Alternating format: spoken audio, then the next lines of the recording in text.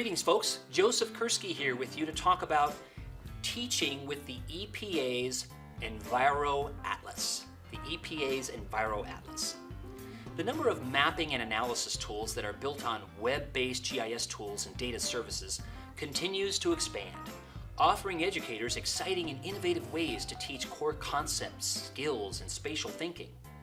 The EPA EnviroAtlas is an excellent example of this. Its goal, according to ASPPH Environmental Health Fellow Jenna Hartley, who creates educational materials using EnviroAtlas, is to develop highly informed local decision makers by equipping users with data and information to answer many environmental questions.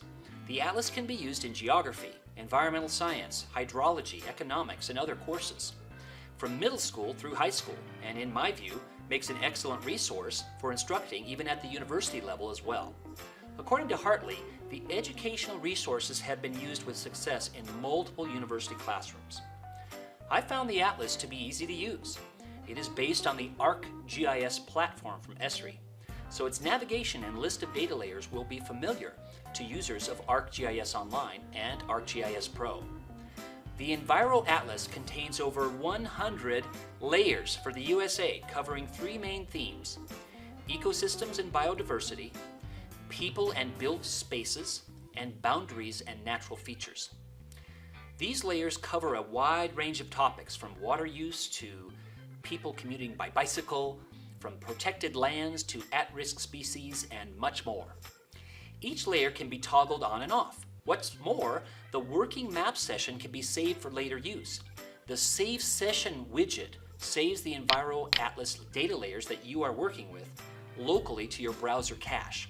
You can even save the session to a file that you can share with others as well.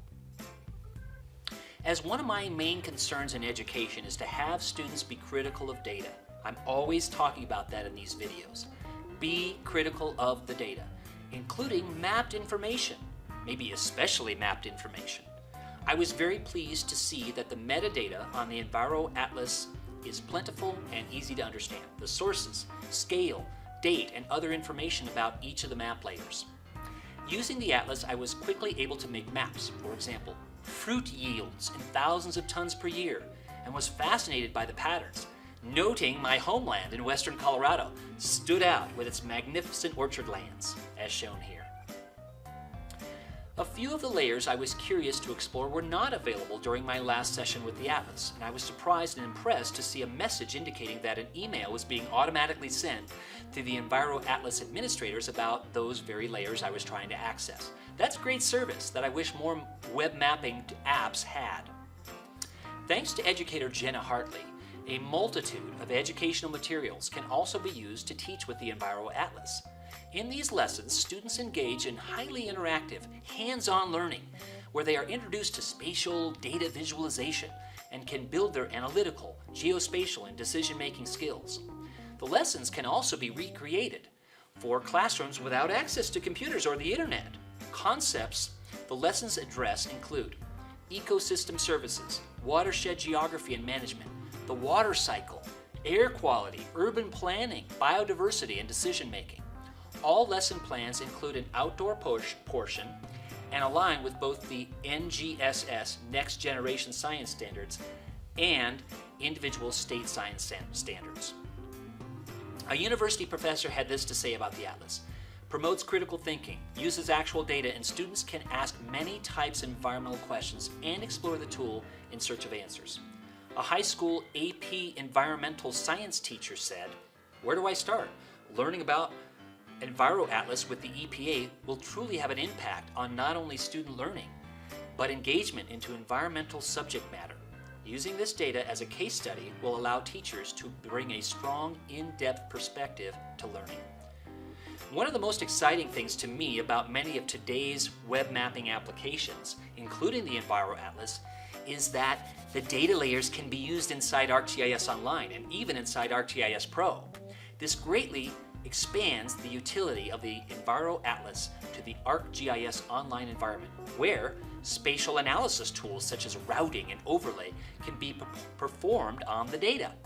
To do this in ArcGIS Online, select one of the layers, go to the layer list and access Web Service.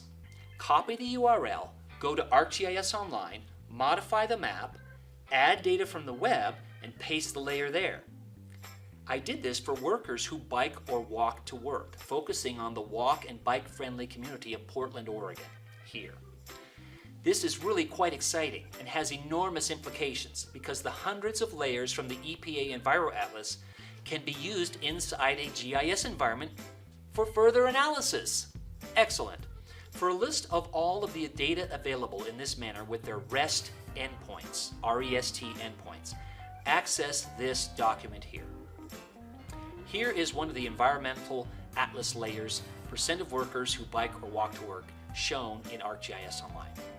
Folks, for more information about how to use the atlas, see these tutorials and videos. Thanks.